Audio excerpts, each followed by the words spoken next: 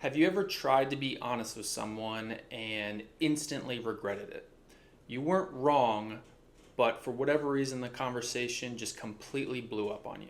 In this video, I'll show you a simple framework so that you can speak what's on your mind without triggering defensiveness, drama, or regret in other people. Best of all, this simple framework is really easy to remember, so even in the heat of difficult conversations, you'll be able to recall it and use it to your benefit.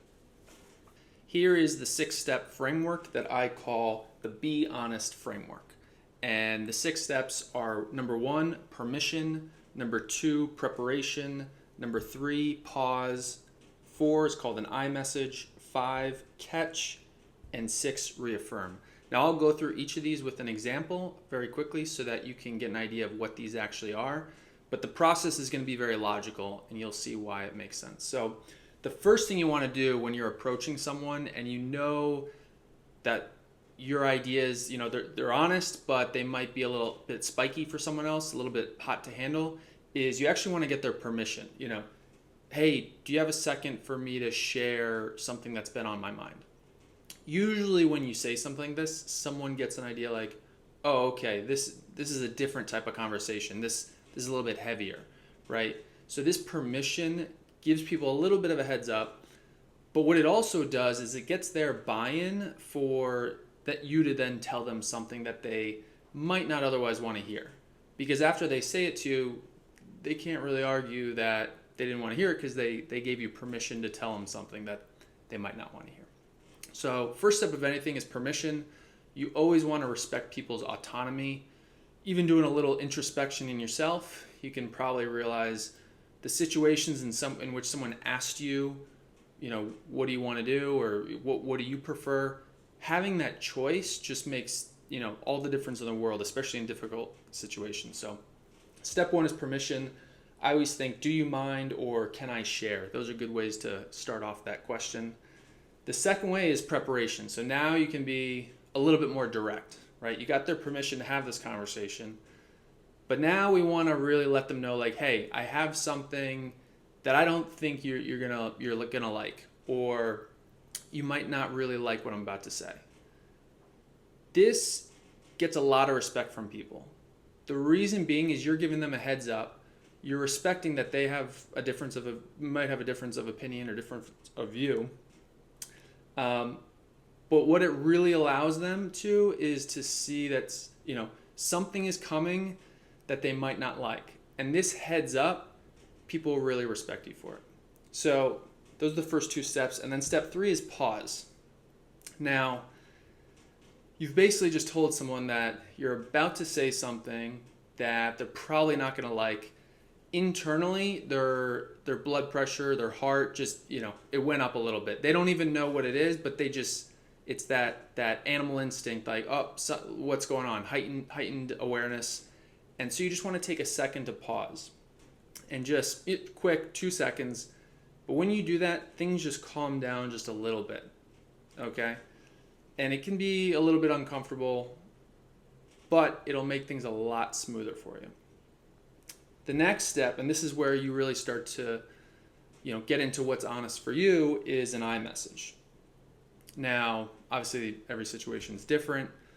If you made a mistake, you can just, before you even tell someone what it is, you can just say, I made a mistake, and I'm really sorry about it. When, this thing happened, I did X, and then this happened, and the impact is, how it's going to affect you. So that's an I message for if you made a mistake and you regret it. Now let's say in a different scenario where you didn't make a mistake. There's just something you don't like. Maybe you have a neighbor that makes a lot of noise at night, or you have a coworker that's, making a lot of noise or interrupting you. You can say, when there's noise coming from the neighborhood, or you want to state something very factual that they can't argue with. You always want to be careful when you're talking about things that someone else might get upset about, not to give them ammunition to get upset. So, when there's noise in the neighborhood past 10 p.m., or, when I come into work and I'm, sitting at my desk and there's noise coming from next door, I feel frustrated because I can't get my work done, because I can't think clearly. I can't get what I want done in the time I want it done. So that's an iMessage. The reason why iMessage works well is because you're talking about yourself.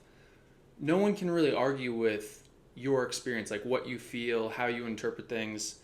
And what it also does is it gets away from blaming someone else. So when you're talking about yourself, no one else can argue with that, but they also can't say, oh, like I'm being attacked or anything like that. That's one of the biggest problems with when people are being honest, is they feel like they're being blamed for something, for someone else's experience, someone else's feelings, when in reality we're responsible for all of our own, right?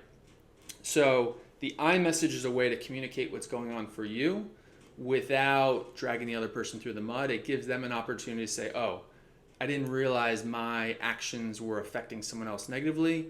Allows them to reevaluate in a very neutral way. Now, they might not react neutrally. They might get upset. And the best thing to do is to prepare, mentally at least, for them to be upset. And so this is what I call catch. Think of like when you were a kid and you used to play that, you catch the egg game or hot potato, you catch it softly.